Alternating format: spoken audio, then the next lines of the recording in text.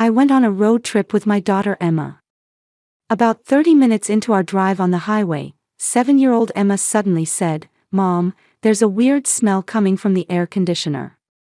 My head hurts." I immediately pulled the car over to the shoulder and checked the air conditioning. The moment I opened the filter, I gasped. There were several small capsules attached that I'd never seen before. With trembling hands, I called the police, and one question floated through my mind: who? Why? The story goes back 3 weeks. Back then, my life seemed perfect on the surface. I worked from home as a freelance graphic designer, and my husband David had a fulfilling career as an architect. And most of all, we had our treasure of a daughter, Emma. Emma was popular at school, got excellent grades, and was a child who never stopped smiling. However, small cracks had begun to form in our seemingly perfect home. David had become strange ever since he was assigned a big project recently. He came home later and later, and when I asked how work was going, he'd just reply curtly, "Fine." It happened one night. While David was in the shower, his smartphone on the table lit up. The screen displayed a woman's name, Amanda, and a message saying they could meet again tomorrow. My heart pounded violently, and anxiety squeezed my chest. At that time, the one who became my emotional support was my mom friend Christine. I met Christine 2 years ago when her daughter Olivia transferred to the same school as Emma. I quickly became close friends with her. She was cheerful and kind. When my relationship with my husband began to get rocky, I consulted with Christine many times over the phone. She always listened kindly and encouraged me, saying, "I'm sure everything will be fine." Christine's husband Robert was an auto mechanic, and she always offered, "My husband can fix anything with cars, so let me know if you ever have any trouble." Those words became reality on a hot, humid afternoon. When I got in the car to go shopping, the air conditioning wouldn't work at all. As I was thinking about taking it in for repairs, Christine called. When I told her what was going on, she immediately said, "Have my husband look at it, he'll do it cheap." I expressed my gratitude, saying, "Thank you, that really helps," and decided to leave the car with them. The next day, Robert brought the car back. "I replaced the air conditioning filter, so it should be fine now," he said with a smile. As I thanked him, I felt a strange sense of unease. His hands were trembling slightly. He wouldn't look me straight in the eye. But I dismissed that feeling of unease. It must be my imagination. Christine is my best friend. There's no way she or her family would do anything bad to me. About 2 weeks after the car repair, David's attitude became even colder. When I talked to him, he was distracted, and dinner time had lost its former family atmosphere. Even when Emma talked excitedly about things that happened at school, David just gave perfunctory responses. One night, I was working on a design project in the living room. David was holed up in his study, but I could hear his voice through the door. "Got it, let's meet tomorrow. I'll leave the place up to you." His words were low, in a tone as if he didn't want anyone to hear. My hands trembled, and the strength left my grip on the mouse. The next morning, David left the house earlier than usual. I watched from the window until his car disappeared from view, and then I called Christine. "Hello, Jennifer. What's wrong, calling so early?" "Christine, listen. David might be having an affair. What should I do?" My voice was shaking. I confided everything, the conversation I'd overheard last night, the woman's name Amanda, all of it. Christine answered in a gentle voice, "It's okay, Jennifer. I'm sure it's a misunderstanding. David loves you. But his attitude. I know, it must be hard. But you could hire a private detective just in case. If you want to know the truth." I said I wouldn't go that far, but in my heart, I felt my doubts about my husband growing day by day. Even after hanging up, I sat frozen on the sofa for a while, unable to move. A few days later, I got a call from Emma's homeroom teacher, Ms. Parker. "Mrs. Jennifer, there's something I'd like to discuss about Emma." There was tension in her voice. Surprised, I decided to go to the school right away. When I arrived at Miss Parker's classroom, she greeted me with a gentle smile. However, there was worry in her eyes. "Actually, Olivia has been complaining recently that Emma is bullying her." The moment I heard those words, my heart nearly stopped. Emma bullying someone? That couldn't possibly be true. "Teacher, is that really true? Emma doing something like that?" Ms. Parker continued, carefully choosing her words. "However, as far as I can see, I don't think Emma is that kind of child. I'm also concerned that Olivia's complaints aren't specific. But I thought I should let you know as her parent." I thanked her in confusion and left the school. Even after getting in the car, my head kept spinning. There's no way Emma would bully anyone. But why would Olivia tell such a lie? When I got home, Emma was doing her homework in the living room.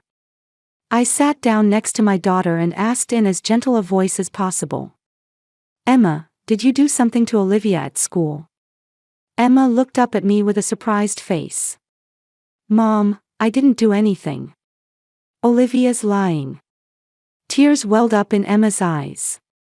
She continued, "I heard that Olivia's mom says Emma is a bad girl. Olivia told me." When I heard those words, I froze. "Christine. But why? Wasn't she my best friend?" "Emma, it's okay.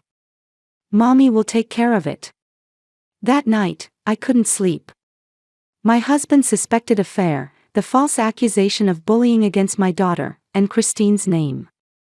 Everything was tangled up messily, tormenting my heart. The next day, Christine called. "Hey, Jennifer. You seem tired lately, so why don't you take Emma on a drive to refresh yourself?" I was a bit confused.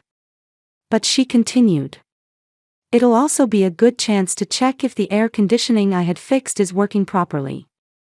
I think it would be good to get some distance from David and cool your head too." "You're right.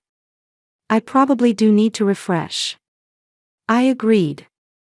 Christine's suggestion seemed like a lifeline to me at the time.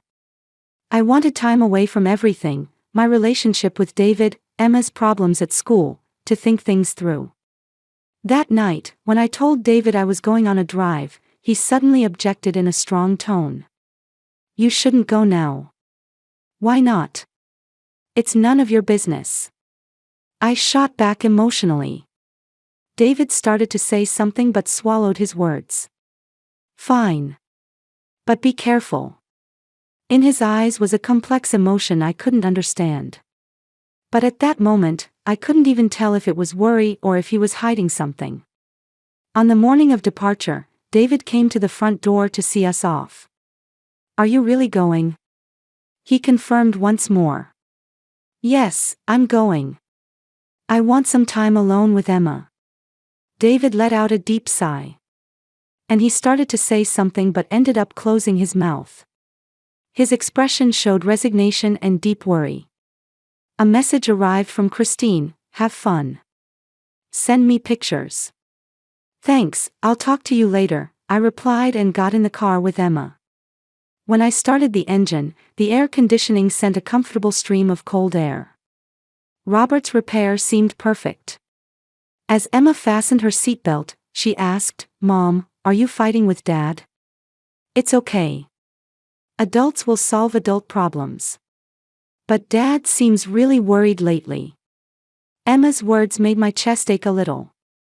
But then I remembered the woman named Amanda, and that pain turned to anger. We entered the highway and continued driving smoothly.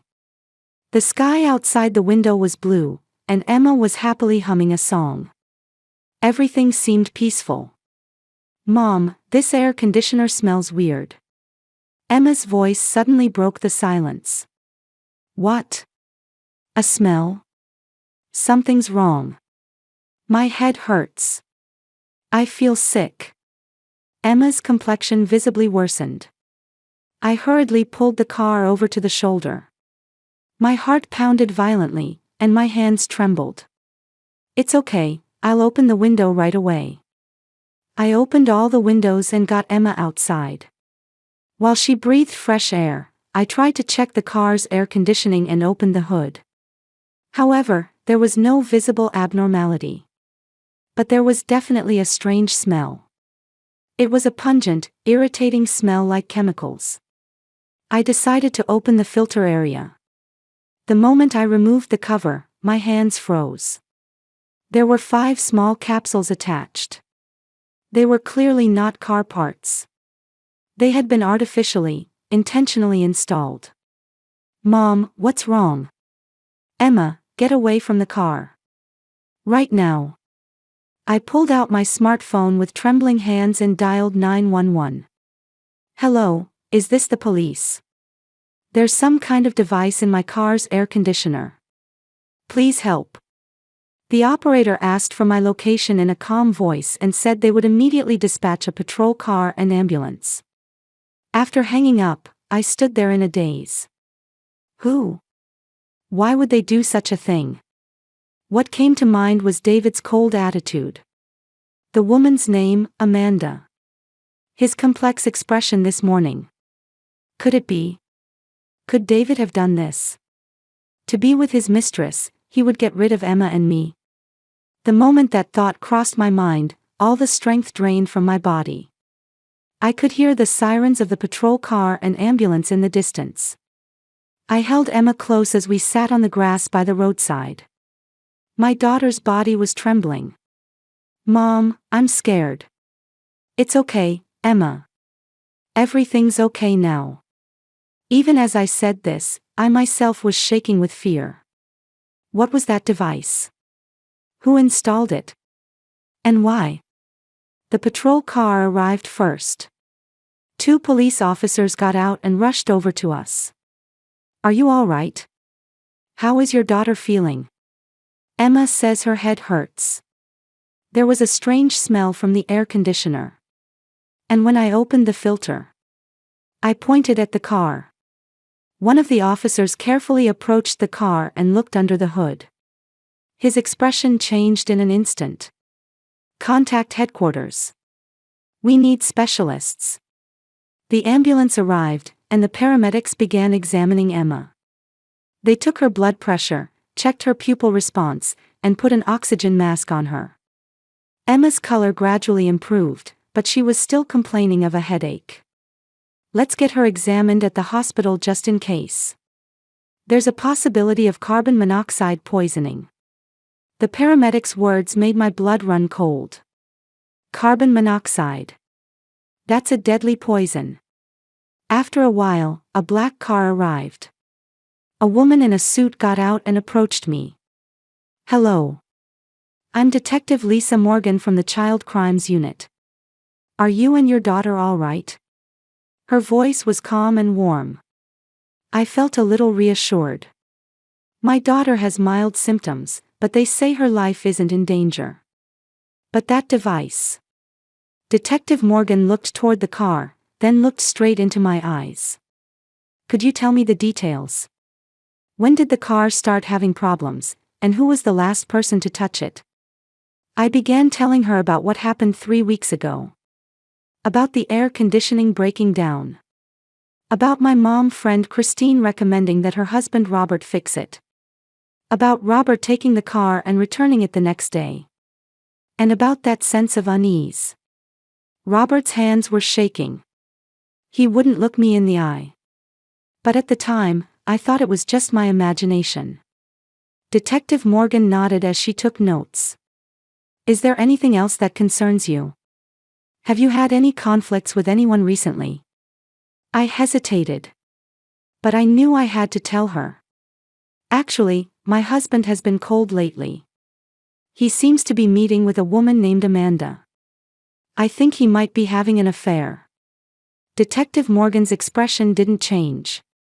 "What's your husband's name?" "David. David Johnson. He's an architect." "I understand. We'll need to speak with your husband as well." Could you contact him? I pulled out my smartphone with trembling hands. When I called David, he answered after one ring. Jennifer. What's wrong? Are you safe? There was urgency in his voice. As if he had anticipated something would happen. Come to the hospital right now. We need to talk. Okay. I'll be right there. I told him I was at Central General Hospital and hung up. On the way to the hospital in the ambulance with Emma, my head was in chaos. The urgency in David's voice. Had he known something? Or had he himself? No, I didn't want to think about it. But if David had tried to kill Emma and me, to start a new life with a woman named Amanda. When we arrived at the hospital, Emma was immediately taken to the examination room. I had to wait in the waiting room. Detective Morgan waited with me. The analysis results of the device are in. She said quietly. That was a device designed to generate carbon monoxide. It was designed to be sent into the car interior through the car's air conditioning. Carbon monoxide. Yes. It's colorless and odorless, and you lose consciousness without realizing it, and then. She cut off her words. If you had driven for another 30 minutes, you wouldn't have been saved. I leaned back in my chair. Someone had seriously tried to kill us. 30 minutes later, David came running into the hospital. His face was pale, and his eyes showed deep worry. Jennifer. Is Emma all right? He tried to rush over to me, but I took a step back. Did you try to kill us? David stood there with a stunned expression. What are you talking about? Detective Morgan stepped in. Mr. David, I have some questions for you. Please come this way. Wait. Please listen to me. David looked at me. In his eyes was despair and something like an appeal. Actually, I hired a private detective. A detective? Yes. I felt you and Emma were in danger. So I was investigating. I was confused. What are you talking about? At that moment, the waiting room door opened and a woman entered. Long black hair, an intelligent atmosphere. And a familiar face. Hello, Mrs. Jennifer. I'm Amanda Carter, a private detective. Amanda. You're Amanda. She smiled gently. Yes. I was hired by Mr. David to investigate your surroundings. Starting about 3 weeks ago. I sank into a chair. David hadn't been having an affair. He had been trying to protect us. But why? Why didn't you tell me? David sat next to me. I didn't want to worry you. And I didn't have proof. I didn't know who was targeting you. Amanda continued. As a result of the investigation, a certain person emerged. That person is Christine Williams. Christine. My voice trembled. But she's my best friend. Why would she? Amanda opened a file containing documents. 5 years ago, Christine was involved in a similar incident in another state. At that time, the daughter of her best friend was seriously injured in a suspicious accident. Christine was suspected, but wasn't arrested due to insufficient evidence. Detective Morgan joined in. When we investigated the school, a shocking fact came to light. Ms. Parker contacted us, saying Olivia herself had confessed. Olivia did? Yes. She said, Mommy told me to say bad things about Emma. I couldn't believe it. Why would Christine do such a thing? Amanda continued her explanation. In the past, Christine was jealous of mothers with perfect children. Her own daughter Olivia was isolated at school, and she apparently couldn't bear it. Emma's popularity. Her grades. Her many friends. It was all unforgivable to her. Tears fell from my eyes. I had thought she was my best friend. I had trusted her. I had confided in her. Was all of that a lie? David took my hand.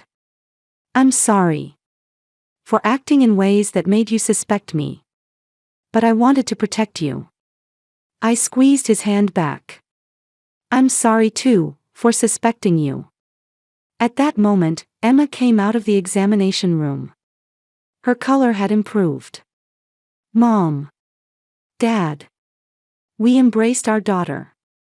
The three of us, a family, were so grateful to be safe together.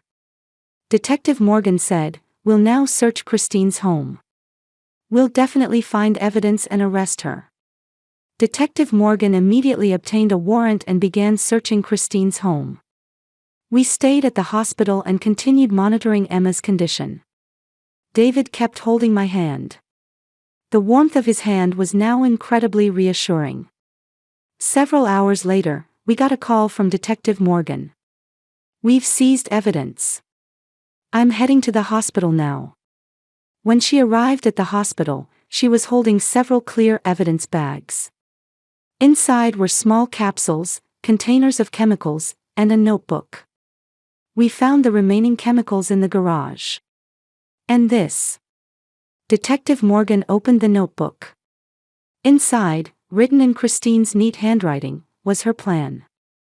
June 15th, suggest trip to Jennifer. June 20th, device to activate. Make it look like an accident. Perfect. I felt nauseous. She had called killing us perfect. My best friend had. Furthermore, your husband Robert has confessed. Detective Morgan continued. He's being interrogated at the police station now. According to his testimony, his wife threatened him into installing the device. A recording of Robert's testimony was played. His voice was shaking, full of regret. My wife threatened me into installing the device. She said that if Emma was gone, Olivia would be happy. She was serious. I couldn't stop her. I was afraid of my wife. She's a psychopath. If I opposed her, both my daughter and I would be in danger. So I had no choice but to do what she said. I'm sorry, Mrs. Jennifer. Emma.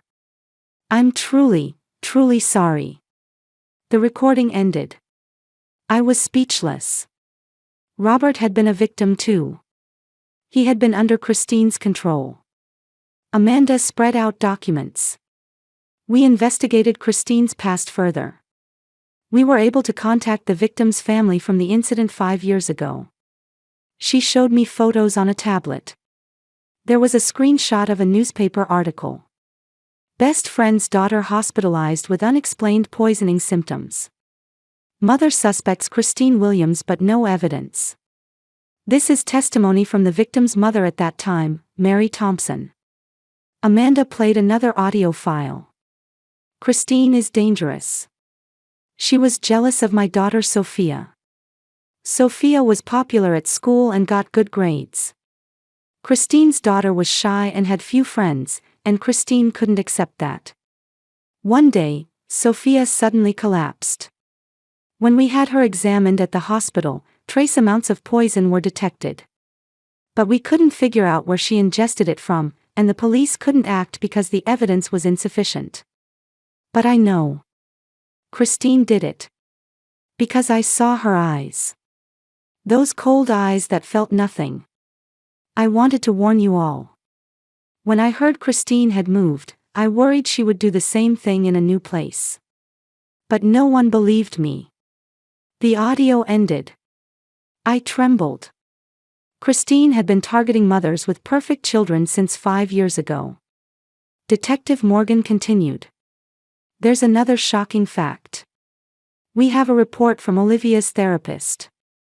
Olivia has been placed under Child Protective Services and is receiving counseling.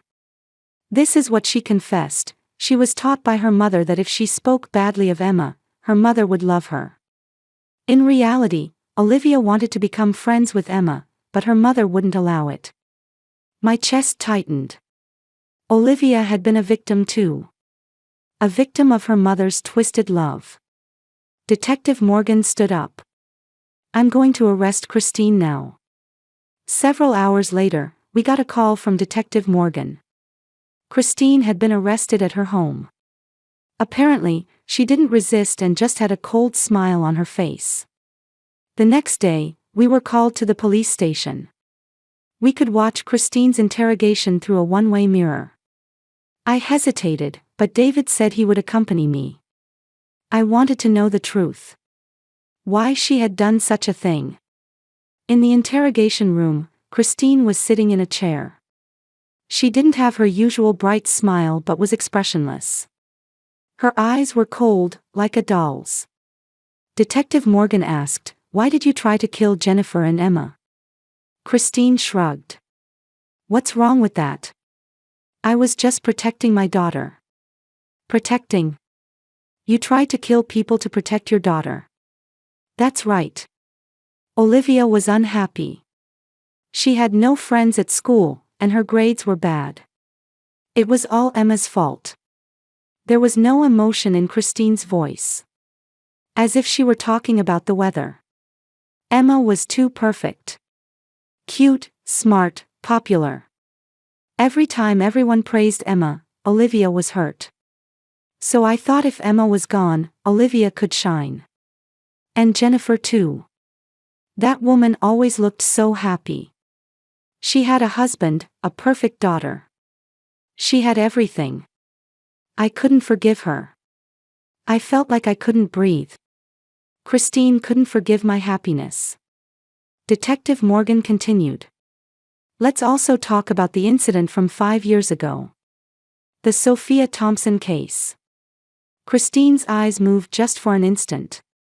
There was no evidence in that case, was there? But you did it, didn't you? Christine fell silent. But that silence was her answer. You'll be investigated for attempted murder, child abuse, and past crimes. Christine suddenly burst out laughing. A cold laugh tinged with madness. How funny. Everyone wants perfect mothers, perfect children. But no one understands the feelings of mothers with imperfect children. I just loved Olivia. That's not love. That's control. Detective Morgan said calmly. Several weeks later, the trial began. The prosecution presented overwhelming evidence. The chemicals seized from the garage, Christine's planning notebook, Robert's testimony, Olivia's testimony, and the results of the reinvestigation of the incident from 5 years ago. Christine was expressionless even in court. Her lawyer argued mental illness, but the psychiatric evaluation determined she had criminal responsibility. The jury unanimously reached a guilty verdict. The judge pronounced the sentence.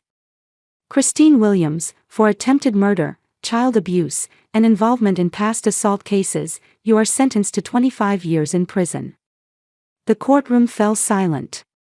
Christine said nothing, just stared at me with cold eyes. In those eyes, there was no regret or remorse. As I watched her being led away, I felt deep relief and, at the same time, deep sadness. To think that someone I had trusted so much had been such a monster. David put his arm around my shoulders. It's over now. Yes, it was over.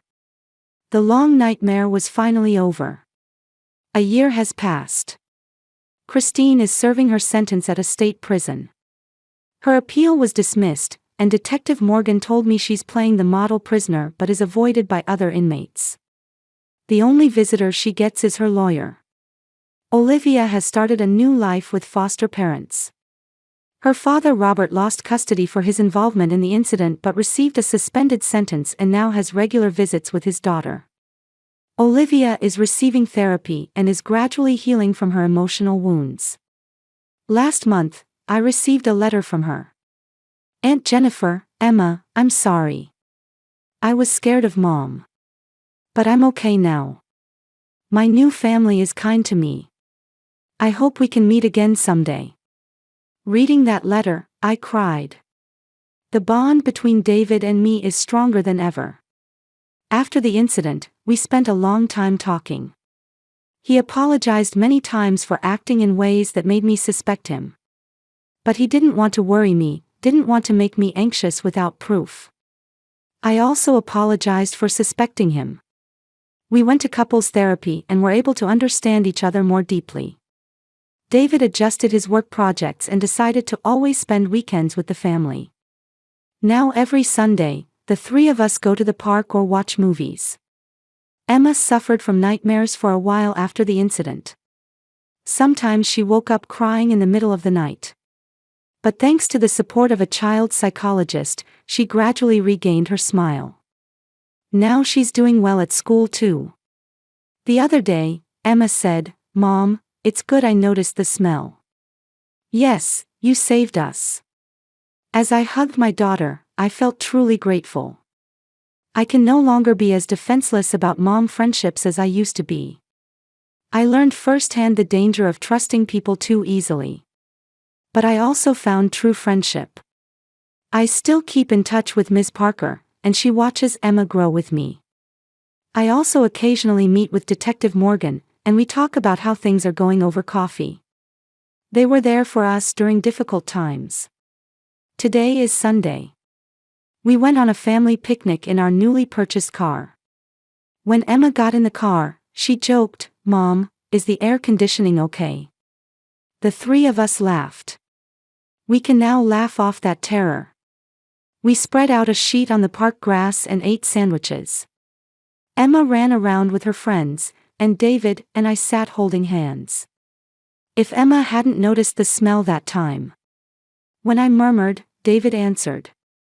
But she did notice. We're alive. That's what matters most. At that moment, Emma shouted, "Mom, Dad, look. A rainbow." Looking up at the sky, there was a large rainbow arcing across the sky after the rain. The seven-colored light seemed to be blessing our future. That day, I learned something important. Family isn't just about blood ties. It's the people who are there for you during difficult times, the people who support you. David, Emma, and Detective Morgan, Ms. Parker. They are my true family. I thought Christine was my best friend. But through that incident, I came to understand what true friendship is, what true trust is. Trust shouldn't be given easily. But when you find someone truly trustworthy, it becomes a stronger bond than anything. We survived. That's what matters most. As I looked up at the rainbow, I held my family's hands. Whatever difficulties await us in the future, we can overcome them together. Because we are a family.